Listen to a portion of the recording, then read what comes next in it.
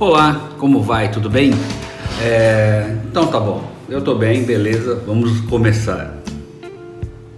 Hoje vamos falar sobre coeficiente de expansão térmica, o tal CET, né? A gente fala sobre CET, mas não entende muito bem o que é isso. Para falar a verdade, é uma coisa meio assim obscura, mas ao mesmo tempo a gente sabe o que deve fazer. Mais ou menos, né? Porque você abriu o forno devagar e trincou. Aí você faz um novo ciclo de queima e abre o forno rápido, essa trinca tende a sumir. E vice-versa, você abriu o forno rápido, trincou. Aí você faz um novo ciclo, abre o forno lentamente, um pouco mais lentamente, e aí então a trinca se fecha. E tem vezes que não tem jeito, você abre devagar, abre rápido, aí a trinca tem as trincas póstumas, né, que elas acontecem mesmo depois da queima. A queima tá ok, beleza, você viu aqui, tá bonitinho, e no outro dia aparece uma trinca naquele mesmo lugar que você achou que tinha fechado, né? Isso é uma trinca póstuma, trinca que acontece depois da queima, devido à tensão criada, e num tempo de um dia para o outro, ou de 2 dias, ou algumas horas, ela vem e abre de novo, né? Abre não, trinca de novo. Bom, vamos entender primeiramente o que é um coeficiente, o que é o coeficiente de expansão térmica, né? Na minha, eu sempre vi coeficiente de expansão térmica tal e ficava assim, poxa, mas eu não entendo o que acontece, né? Vamos ver por que acontece isso. Então, para elucidar, eu ia fazer um negócio aqui, ia comprar bolinhas de ping-pong, um balão, para demonstrar para vocês o que é um coeficiente de expansão térmica. Mas o canal não dá dinheiro nenhum, então não vou gastar dinheiro com isso não. Eu ia ter que comprar mais ou menos umas 200 bolinhas de ping-pong, um balão, cola, para resolver só falar para vocês, vocês vão entender direito o que eu estou falando, sem precisar de demonstrar, só com o poder da imaginação.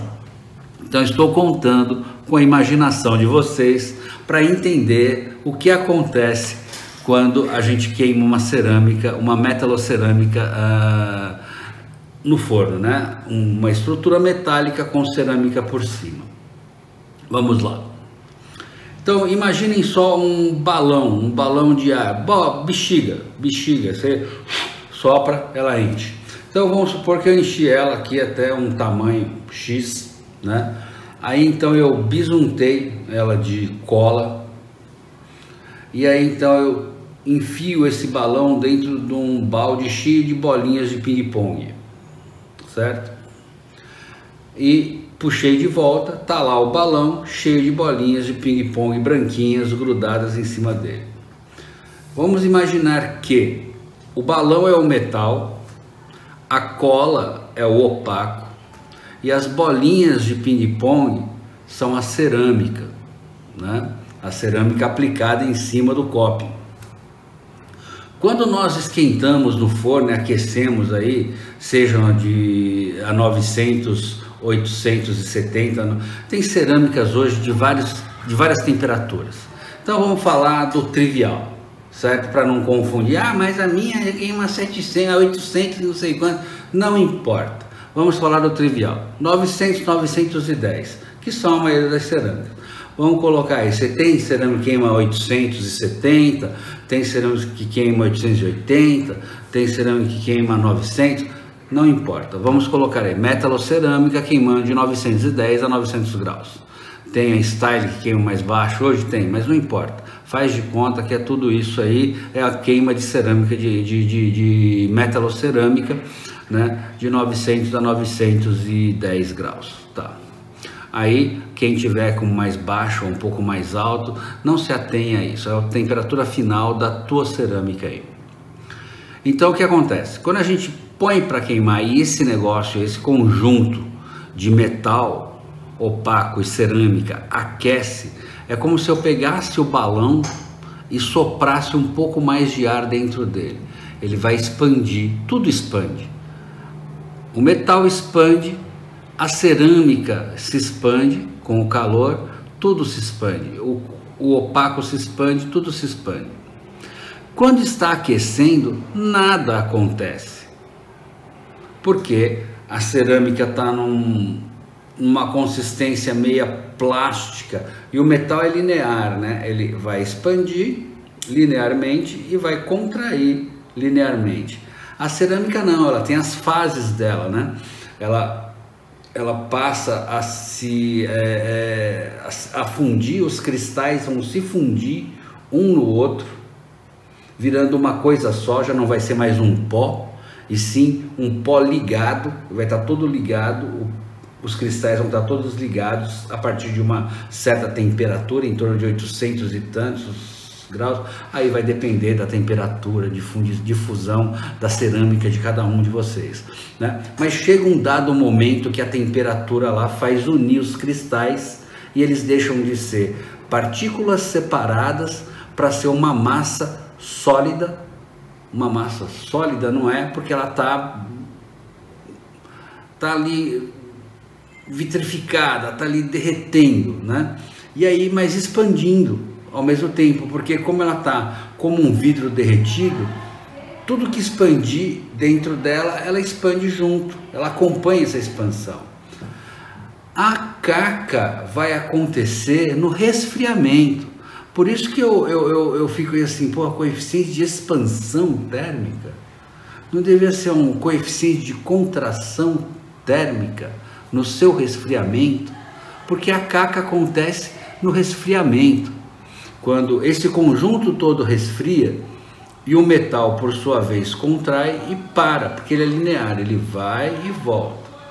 A cerâmica já tem o seu, passa de pó para uma massa homogênea, que ela fica plástica, então ela pode encher o balão, ou o metal podia expandir para burro nessa hora, que ela ia acompanhar, porque ela está como se fosse um vidro derretido. Aqueles sopradores de vidro, não tem aquele cara? Então, só que não tem um metal lá dentro, mas vamos supor que se o metal expandisse absurdamente, aquele conjunto todo ia acompanhar sem trincar. A caca acontece quando resfria, porque quando resfria o metal chega e para em um certo momento, e a cerâmica continua ainda em contração, mas muito pouquinho ela ainda contrai um pouco sobre o metal, né? E o que faz ela se aderir, né? Aí tem as leis de Van der Waals, né? Porque como ela contrai um pouco mais ainda, continua em contração um pouquinho mais e aperta esse metal, diz que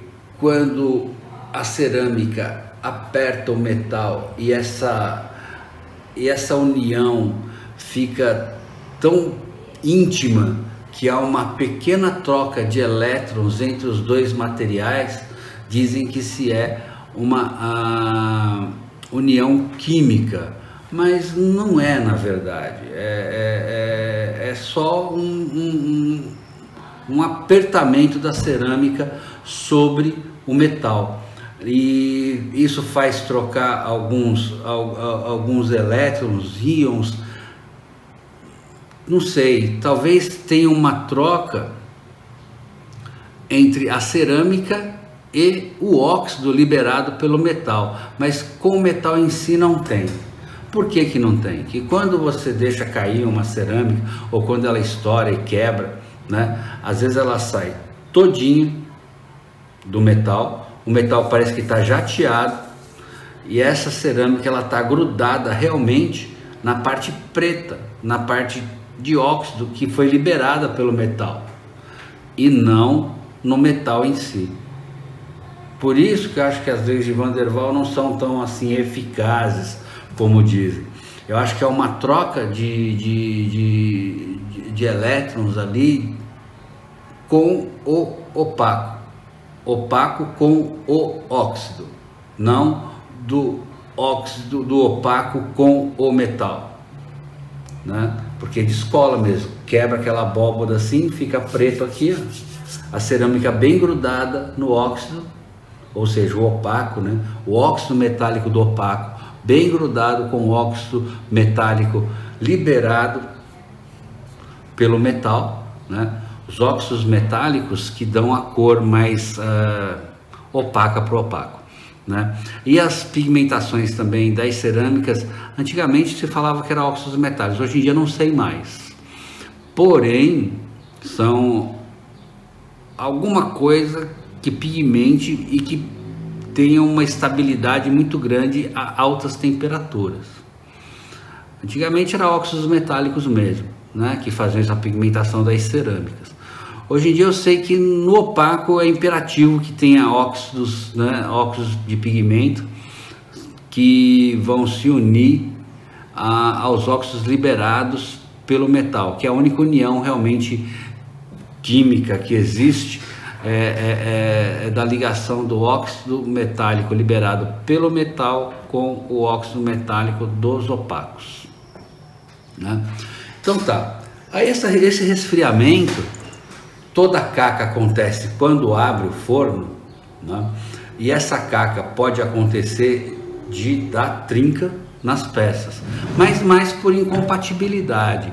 Hoje em dia nós temos os metais PBs que nós trabalhamos, que são as ligas puramente básicas, aquela que foi dado no curso de metalurgia, né? Quando eu falei sobre metalurgia há uns módulos atrás ali, procurem que vocês vão achar. Pessoal, de novo eu falo, para vocês entenderem as aulas atuais, vocês têm que ver as aulas anteriores, né? Então eu peço para vocês, porque não dá para fazer uma coisa muito comprida, né? Toda retilínea aqui, a gente vai fazendo as coisas por pedaços. Então, se você não está entendendo o que eu estou falando agora sobre metal, sobre óxido, sobre tal, a união, vê lá os primeiros vídeos de metalurgia que vou estar falando sobre isso com mais detalhes. Agora a gente vai se focar, né? Vamos nos focar agora com coeficiente de expansão térmica mesmo. Então toda a caca acontece no resfriamento. Esse resfriamento, o coeficiente de expansão térmica dos metais, eles, das ligas PBs que nós usamos hoje, elas estão entre 14, 14.1 e até 14.2. Né? O que significa isso, né? Que o metal é linear. Se ele é 14, 14.1 ou 14.2, ele vai expandir e vai retornar sempre no 14.1, no 14.2 ou no 14, certo? Já a cerâmica, ela não trabalha com um coeficiente apenas, ela trabalha com espectro, né? Toda cerâmica, o que está acontecendo muito agora é que hoje em dia não se tem mais estojo de cerâmica, né? A pessoa vende tudo avulso, tá uma caca, para falar a verdade, tá? As empresas estão cada vez mais preguiçosas, né? E dizem que a culpa é de vocês, que são os caras que compram o material, ou seja, nós, né? Que a gente que não precisa dos manuais mais, a gente que não precisa, balela, é preguiça mesmo, é para não encarecer, sei lá, eu não sei, eu não vou nem começar a falar, porque senão eu vou expressar meu ódio aqui quanto a isso e quanto a essa conversa fiada que estão falando aí. Então, esses sistemas, eles são muito complexos, então eles têm que vir realmente com seus estojos de cerâmica, e cada estojo de cerâmica tem que vir com seus manuais têm que explicar, e eles explicam tudo isso que eu estou falando para vocês, mas ninguém lê também, então é um saco, né? A culpa não é somente deles, também é nossa, porque o pessoal não lê, e aí quando eu leio e falo para vocês, todo mundo fala assim, nossa, mas como é que você sabe disso? Porque eu leio o manual, eu sou meio idiota, eu leio o manual, tá? Então é o seguinte, quando vê o manual da cerâmica, ele vai falar para você do espectro que essa cerâmica trabalha. Nesse espectro ele vai mostrar assim, né? Tem um espectro que ela trabalha de 13.8 a 15.3. Então, o metal estando dentro desse espectro de 13.8 a 15.3, vocês podem usar qualquer metal que exista nesse espectro, certo? Certo isso? Certo. Mas nunca é bom você usar o mais próximo do limite mais baixo, como também não é bom usar o mais próximo do limite mais alto. porque isso vai te dar muito pouca margem de manobra para você trabalhar a descida do teu forno. Por isso que também os metais que nós trabalhamos hoje em dia, eles estão em 14, 14.1, 14.2. Mas é importante que você saiba qual é o coeficiente de expansão térmica do teu metal e o espectro que a sua cerâmica trabalha. Isso que eu falei agora foi assim, aleatório. Aqui tem cerâmicas realmente que tem esse espectro, 13.8 a 15.3, e os metais que nós trabalhamos, a maioria deles estão dentro de 14, 14.1, 14.2. Mas só é preciso quando a gente sabe qual é o espectro da nossa cerâmica e qual é o coeficiente de expansão térmica do nosso metal, certinho. Aí vai dar para dar uma ideia melhor de como fazer a abertura do seu forno, né? Mas todo mundo gosta de receita de bolo. Eu não gosto de dar receita de bolo, porque receita de bolo a pessoa quer aplicar em todas as situações e nem sempre a situação específica dessa pessoa é compatível com a receita, né? Então vamos lá. Eu uso um metal em torno de 14. O que ele pede? Ele pede uma abertura rápida para o espectro da cerâmica que eu trabalho, que está em 13.8 e 15.3, né? Nesse espectro, que ele está mais próximo aqui do início, é mais fácil abrir rapidamente. Quanto maior a coeficiente de expansão térmica no metal, mais lentamente eu devo abrir o forno, né? O que é lento e o que é rápido? De 0 a 3, uma abertura rápida. De 3 a 6, uma abertura lenta. 14, 14.1, 14.2 exige uma abertura rápida, de 0 a 3 minutos. Aí vamos colocar 14.5, 14.8, 15, aí já começa a exigir uma abertura lenta, de 3 para 6 minutos. E além disso, já não importa mais. Se você não conseguiu fazer a compatibilização e ainda continua trincando, alguma coisa muito ruim está acontecendo. Mas na maioria, gente, na maioria de 14, 14.1, 14.2 do metal, exige uma abertura rápida. Vocês vejam as cerâmicas que vocês trabalham e o leque, né, o espectro que ela funciona. Se o espectro da sua cerâmica for em torno de, vamos colocar, 13.9, muito próximo de 14, então o problema já é outro, né? Já é o espectro da sua cerâmica que é muito curto e está espremendo o metal. Aí seria melhor usar um metal de 14.2 para se distanciar um pouco do 13.8, 13.9, entende?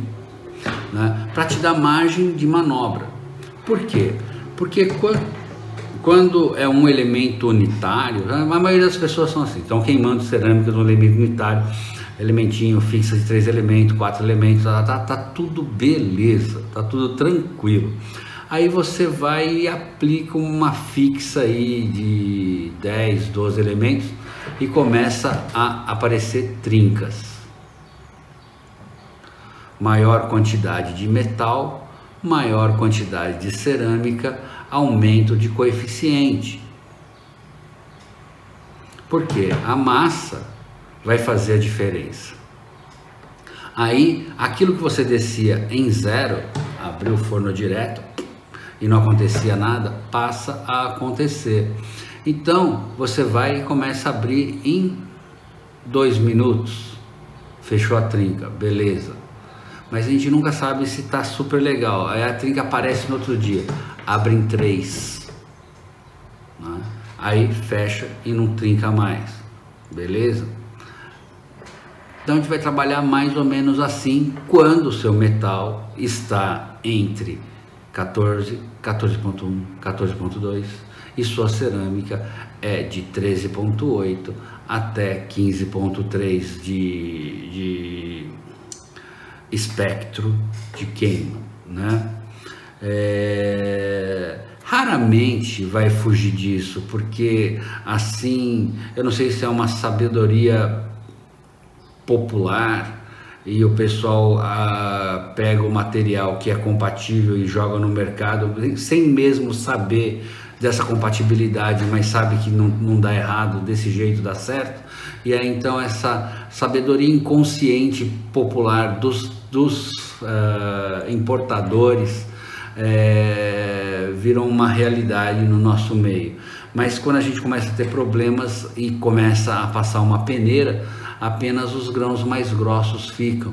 E o que é isso? É o conhecimento de base mesmo, para a gente poder não ter problemas nessa situação, né? Então, o que eu tenho para dizer sobre o coeficiente de expansão térmica é isso aí, né? Saber por que você abre mais lentamente para compatibilizar a curva de expansão da cerâmica, de contração da cerâmica com o resfriamento do metal, certo? Então é isso, vocês sabem agora por que abrir mais lentamente ou abrir mais rapidamente o seu forno a fim de compatibilizá-lo com o coeficiente de expansão térmica do seu metal. A dica de hoje é essa, né? Qualquer coisa perguntem aí e tal, e na próxima eu não sei o que eu vou fazer ainda, vou bolar alguma coisa, vou pensar em alguma coisa, né? Agora que a gente já falou sobre todas essas coisas, desde metalurgia, né, para entrar aqui em aferição de forno, que é muito importante, tudo tem a ver, sabe? Para você otimizar e melhorar cada vez mais o seu trabalho, tudo tem a ver. Primeiro deixar o forno tinindo, né? Depois a gente saber fazer uma equação de queima, né? Para depois a gente saber como abrir o forno e não ter uma surpresa desagradável com trincas. E aí então a sua cerâmica agora tá linda, a sua queima tá perfeita, o teu forno tá queimando super bem. E você sabe agora por que trinca, por que não, sabe sobre coeficiente, o básico pelo menos, para não ter surpresas desagradáveis na abertura do seu forno. E então acho que a gente vai se apegar agora mais à anatomia. Quem sabe a gente vai fazer alguma coisa como técnica sem ponta. Isso é uma coisa que eu aprendi no curso do Dario Adolphi, né? Já não é mais o mestre Leopoldo, né? Mas que com grande carinho eu falo sobre tudo isso aqui, sobre os coeficientes de expansão térmica, sobre metalurgia, sobre equação de queima, tudo isso eu agradeço ao professor Leopoldo. E agora que a gente vai estar falando sobre técnica sem ponta, anatomia em cerâmica na técnica sem ponta, então eu vou aqui dar meus agradecimentos também ao professor Dario Adolphi, que há uns 15, 17 anos atrás eu tive o prazer de aprender com ele a utilizar a técnica sem ponta. Talvez não seja tão bonita quanto a dele, mas dá para o gasto. Tá ok? Então, um grande abraço para vocês e até a próxima.